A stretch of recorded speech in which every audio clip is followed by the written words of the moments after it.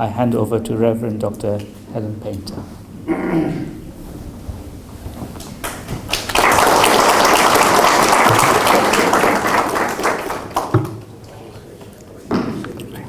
Thank you.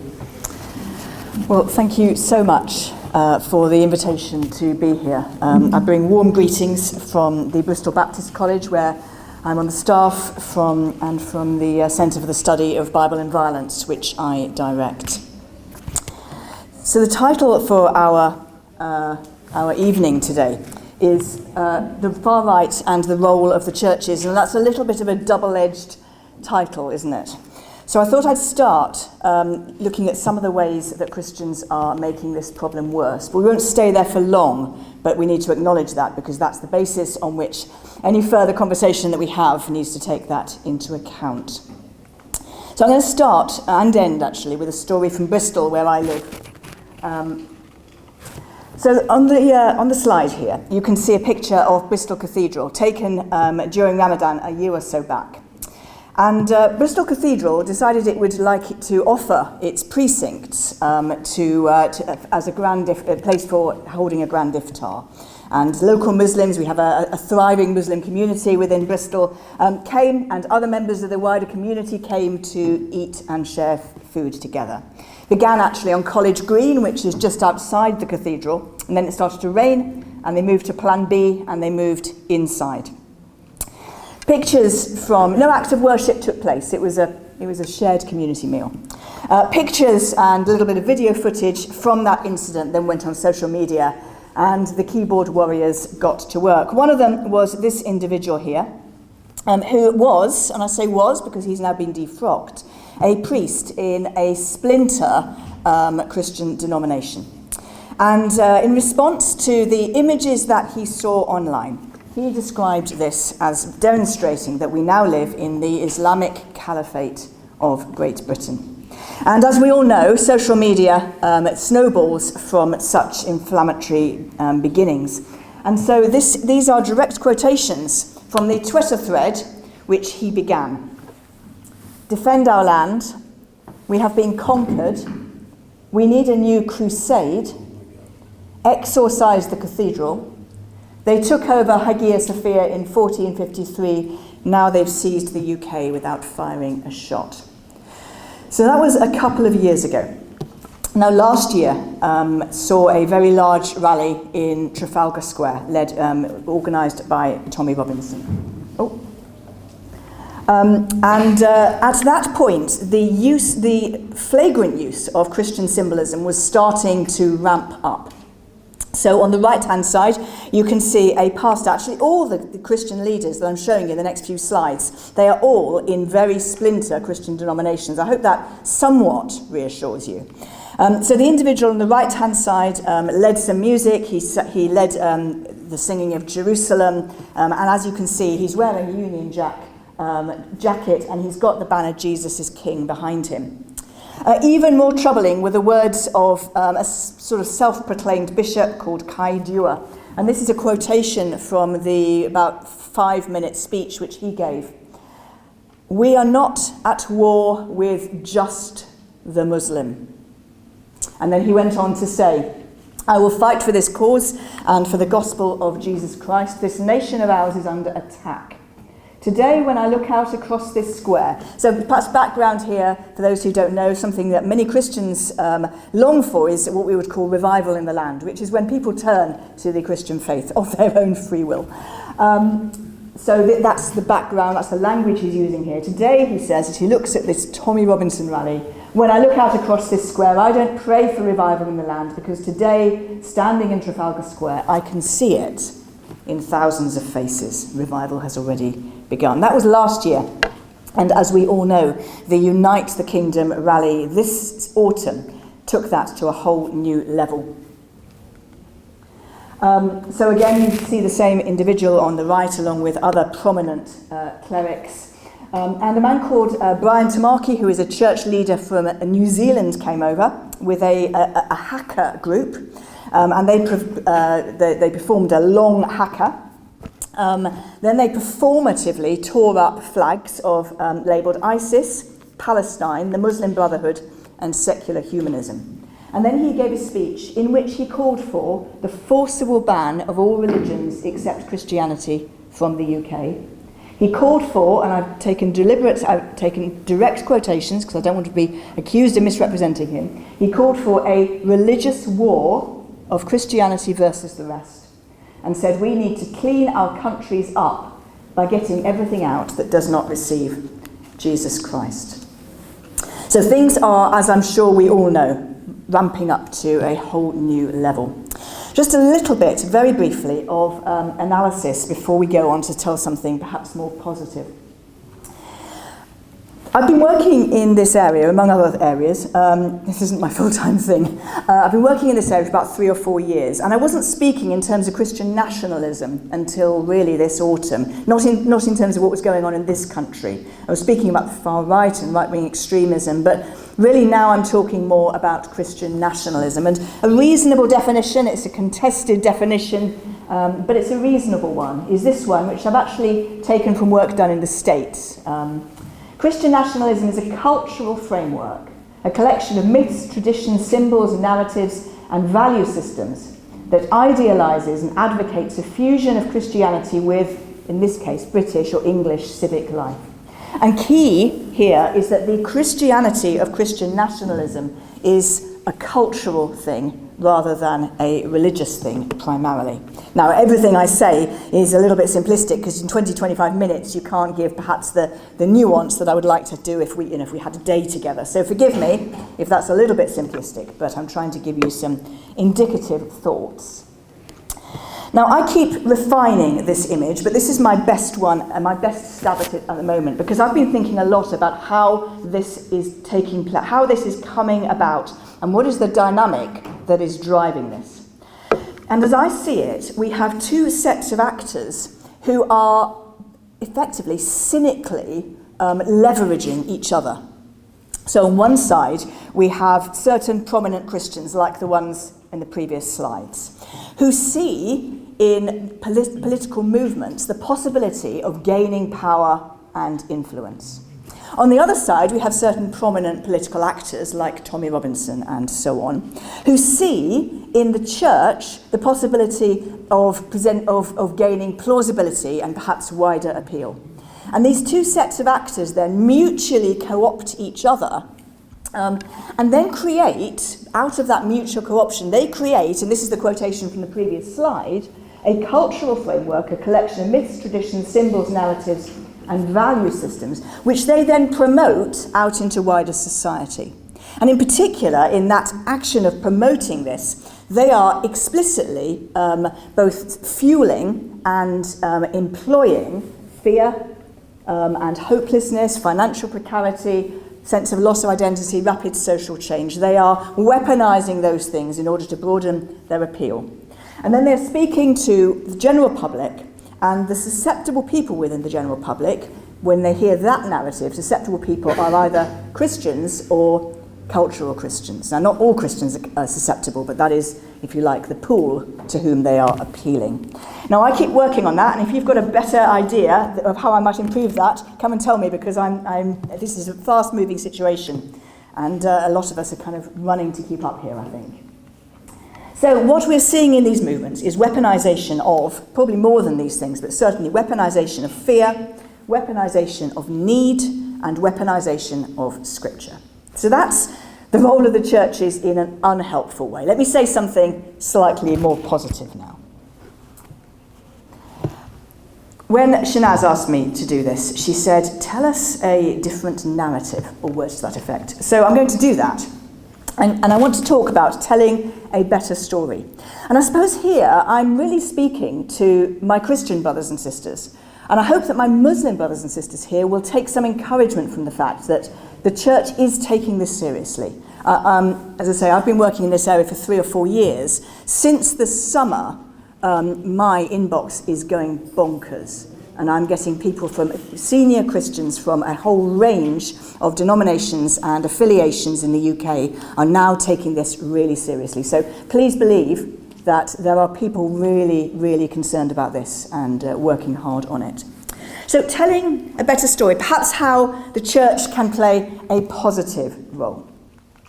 So One of the things that we need to learn is to resist the appeal of the charismatic leader. There's a glorious moment in the Old Testament book of Daniel, where the prophet sees emerging from the sea 4 beasts, and these beasts, they all represent world rulers. And the thing about these beasts is they all kind of pretend to be human, but they're not. And this vision, it's a very rich and very glorious one. What it is effectively saying is all human power ultimately is slightly subhuman. Anytime we have a world leader or a senior political leader, ultimately they are somehow subhuman. You know, we are always susceptible to our own temptations. There's a better story to tell, and the better story, I would say, is God is already on the throne and he doesn't need us to put him there. God is on the throne and he doesn't require a helping shove from us to enthrone him. He doesn't need us to make dodgy deals with dodgy political actors in order to enthrone him. God is on the throne and we can trust that he will grow his kingdom in his way and his time. Here's a second better story. And this reminds, the image at the top right here is a representation of the temptation of Jesus. At the beginning of his ministry, he went into the wilderness and he was there for 40 days. And it says that Satan came and tempted him. And one of the temptations was Satan shows him all the kingdoms of the world and says you can have them all.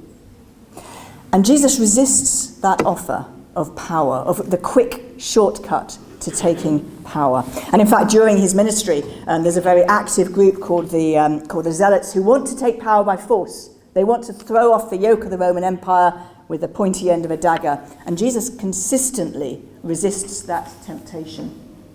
And the better story is told in his own parables, where he compares the kingdom of God to a mustard seed, which grows quietly and invisibly and unstoppably, not with a dagger or a weapon, or even with a lot of shouting. We need to resist othering, and I've been thinking a lot about othering recently, because what the far right want us to do is other people of different ethnicities. They want us to other people who aren't Christians. But actually, we also have the temptation to other those who are persuaded in that direction, and those who are living in situations of genuine precarity, and to other them. And so I want to promote the idea that we must stop othering everybody, and we mustn't respond to the othering of, for example, is that unlike the other, many of the other writings of the day, which tended to very solidly promote the ideology of the king, the Old Testament is very self-critical. And reflects and very, it invites the nation to reflect self-critically upon their own actions. You may well be familiar with the words of Jesus where he says, don't worry about the speck in your brother or sister's eye, worry about the plank in your own.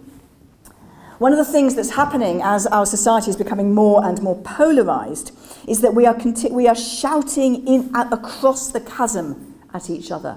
And we'd be far better served if we started turning outwards and shouting to the extreme versions of our own particular political preference and saying, how dare you take my moderate opinions and make them something hateful and violent. Criticise the extremes and dialogue inwards. Resisting easy answers and operating with grace and truth. Jesus said, you will know false prophets by their fruit. And something that I want to say to people who, people say to me, Tommy Robinson, you're misunderstanding him. He's got a bit of a point. Oh, he's a bit of a lad, but listen to what he's saying. And I want to say, look at his fruit. Because he's served time in prison on multiple occasions for violent assault and for fraud. Look at his fruit and look at who he's platforming. Jesus invites us to analyse, to evaluate people by the fruit that they produce. One of the things that Christian nationalism tells us is that either the church must run the state or the church must submit to being entirely private and unable to speak in the public sphere. That is a false dichotomy. And there are other ways, and one of the ways that I want to promote to Christians is that we hold to the idea of the prophetic church. The prophets in the Old Testament, they weren't in the lap of the king. They had to be summoned when they were needed. And because they were distant from power, they could speak truth to power. And I believe that this is the role of the church and the calling of the church at all times, but most particularly in our own time. That was a very quick tour through some of the better stories that we can tell. But I was asked to land this in something practical. So let me do that quite quickly.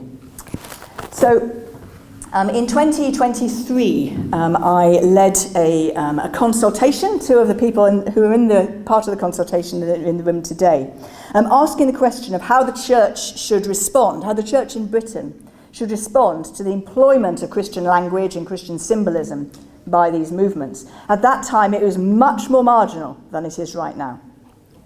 And out of that consultation, I edited this book. It's already been referred to, called The Church, or I co-edited this book called The Church, the Far Right, and the Claim to Christianity. And at the end of that book, I offered 10 recommendations to the church in Britain. Now, I'm not going to speak to those today. I've got some copies of that, and I'm going to put those on the tables in a few minutes. So you can have a look at them and feel free to take it away. I still stand by those, but many of them are directed to the church kind of nationally, to denominational leaders and so on. Not all of them, but many of them. But what I'm working on right now is something even more practical and down to grassroots level. So I'm editing a toolkit, which I hope will be published. I mean, the publisher is snapping up my heels to get this out. I'm hoping it'll be published around the turn of the year. In fact, I had three or four contributions I was editing this afternoon while I was waiting for this event to start. So we're working hard on this. It's going to be a very practical toolkit for local church leaders.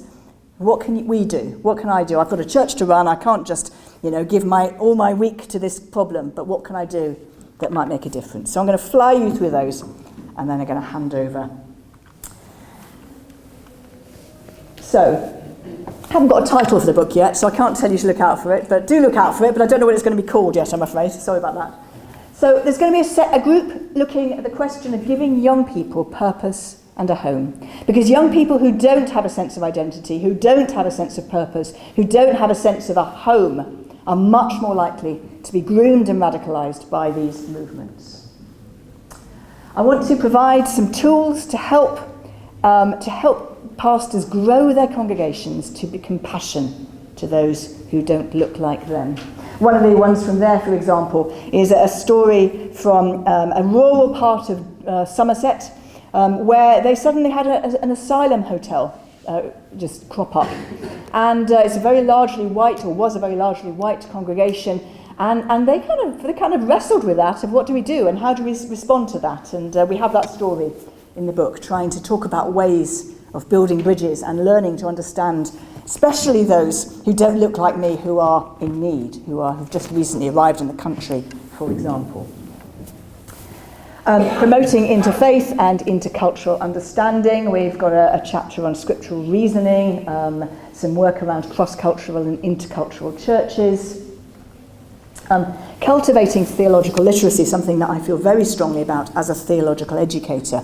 Because what's happening, if you remember back to my diagram, is that these slogans are being kind of stuck on hooks like worms and dangled in front of ordinary Christians. And at the moment, not enough ordinary Christians are saying, do you know what, I can see that this is a trap. I can smell a rat. And we need to promote theological literacy in our churches so that people smell a rat when they hear these things promoted to them.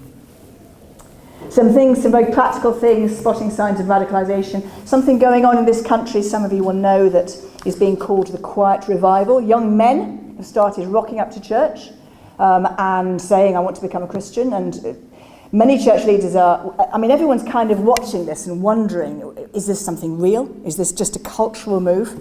Some people are perhaps a little bit uncritically celebrating it, and perhaps we need a little bit of caution. Developing our critical thinking, helping our congregations to do that, learning the virtues of civil discourse. working in ways that help to reduce the sorts of resentment which provide fertile ground for these movements to flourish. And I finish with this story from Bristol. So this is St Mark's Road in Easton in Bristol. It's a very flourishing multicultural area. Bristol is a city that loves its multiculturality in the main. And what you can see in the picture there is the mosque, and what you can't quite see because the road bends is St Mark's Baptist Church right opposite it. And those two faith institutions are both deeply embedded in their community, and there's a great mutual affection. A couple of years ago, I took a group of ministerial students down there to St Mark's Baptist Church. And when we arrived, we were just arriving, we were outside the church, and the leader of the mosque came across and said, "You've got some ministerial students, haven't you? Come across the road, let me show you around the mosque." And so he stole my students and took them into the mosque and showed them round and talked to them. And it was the most beautiful thing, and it was a reflection of the deep affection held in the community for both the church and the mosque. A sign of hope, I hope, and something perhaps we can be inspired by and build on. Thank you.